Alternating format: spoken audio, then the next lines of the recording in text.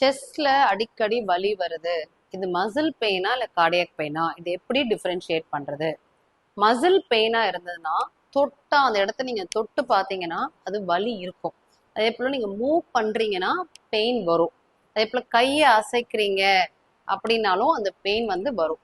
இந்த pain sometime centre of செஸ்ட்ல கூட உங்களால தொட்டாலுமே ஃபீல் பண்ண முடியும்.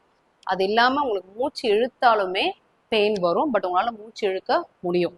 இப்படி இருந்ததுன்னா அது பேரு மஸ்குலர் பெயினா இருக்கலாம். உங்களோட பெக்ட்ராலிஸ் மசில் அதாவது செஸ்ட் மசில் டைட்னஸ் ஆகவும் இருக்கலாம். இல்லை காஸ்டோகாண்ட்ரைட்டிஸ் எனி இன்ஃப்ளமேஷன்ஸ் நடக்கும் போதும் உங்க செஸ்ட் போன்ஸ்ல ஏதாவது இன்ஃப்ளமேஷன்ஸ் நடக்கும் போதும் இந்த ப்ராப்ளம் வரலாம். ஸோ இதுவே கார்டியக் பெயின் தான். இந்த பெயினோட டெசிபிள் வந்து அதிகமா இருக்கும். ஒரு வெயிட் யாராவது நம்ம மேல வந்து உட்கார்ந்த போல இருக்கும், வலி அழுத்துற போல இருக்கும். இதுல வலி கையெல்லாமே பரவும். பட் பரவுனாலும் உங்களால அந்த டெசிபிள் ஆஃப் பெயின் மஸ்குலர்லயும் பரவும், கார்டியக்லயும் பரவும். But intensity of the pain வந்து கார்டியல ரொம்ப அதிகமா இருக்கும். இதுல உங்களால மூச்சே எடுக்கவே முடியாது.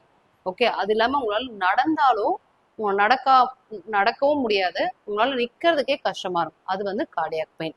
இதே மஸ்குலர் பெயினா இருக்கு அப்படின்னா நீங்க ப்ராப்பரான செஸ்ட் மசில் ஸ்ட்ரெச்சஸும் ஸ்ட்ரென்தனிங்கும் பண்ணீங்கன்னா கண்டிப்பா ரிலீவ் ஆகும். இதே போல அடிக்கடி இந்த கார்டியாக் பெயின் சிம்டம்ஸ் தெரியுதுன்னா கண்டிப்பா நீங்க ஒரு கார்டியாலஜிஸ்ட பார்க்கணும். ஒரு இசிஜி எக்கோ கண்டிப்பா எடுங்க. அதுக்கான ட்ரீட்மெண்ட்டையும் மெடிகேஷன்ஸையும் ப்ராப்பரா ஃபாலோ பண்ணுங்க.